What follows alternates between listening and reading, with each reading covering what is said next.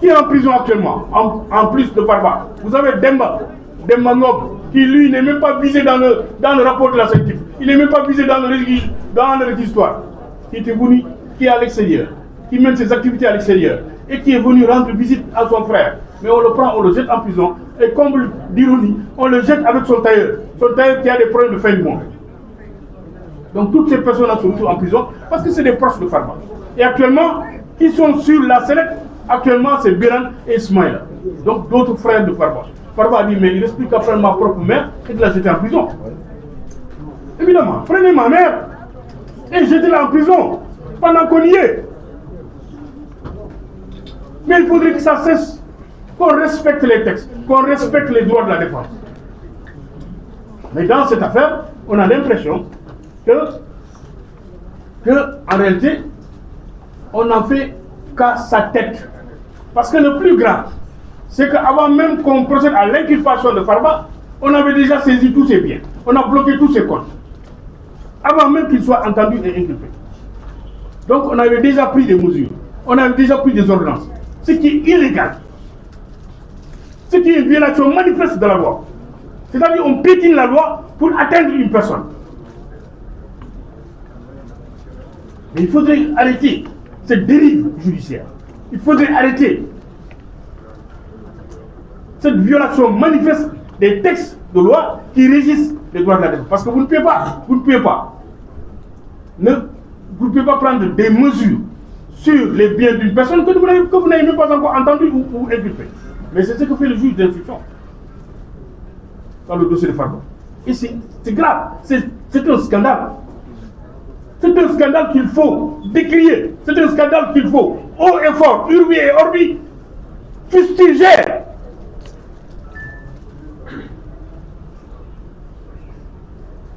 Parce que trop, c'est trop. Nous sommes ici, nous sommes des avocats.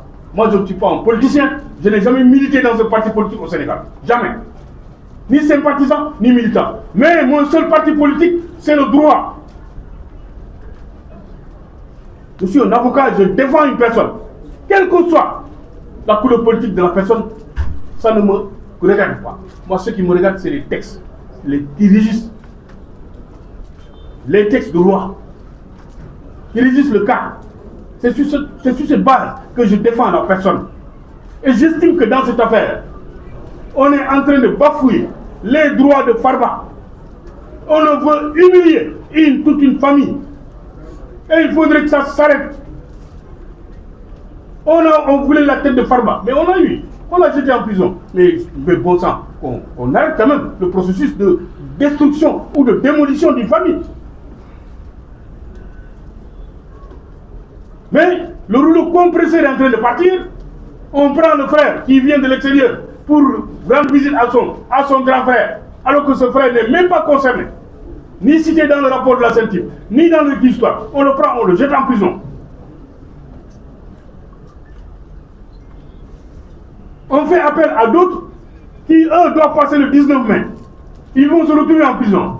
Et après quoi? La semaine suivante, ça va être les enfants de Farba. Ça va être sa femme ou ses femmes. Ça va être qui? Sa maman ou ses oncles. Ça va être qui? Etc. On veut décimer toute une famille. Au nom de quoi? Mais non, il faut que ça s'arrête. Trop, c'est trop. C'est pourquoi nous avons estimé nécessaire de le crier haut et fort que dans cette affaire,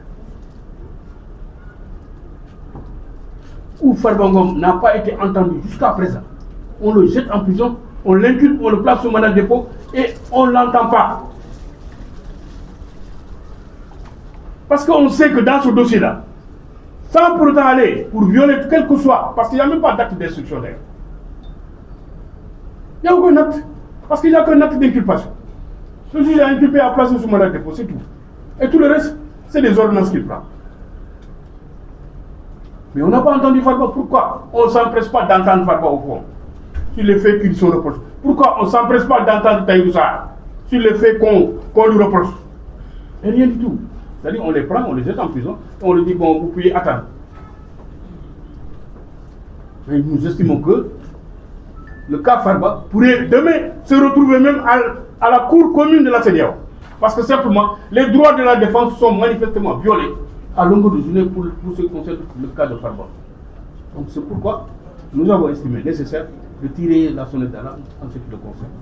Donc c'est les quelques mots que je voulais placer. Et je laisse maintenant la parole à mon confrère Abdou Gali. Très bon.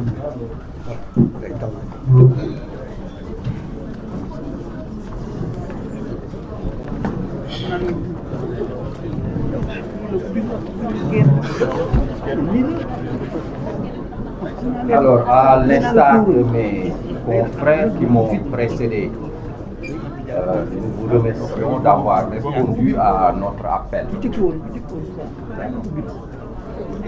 Alors, ceci étant,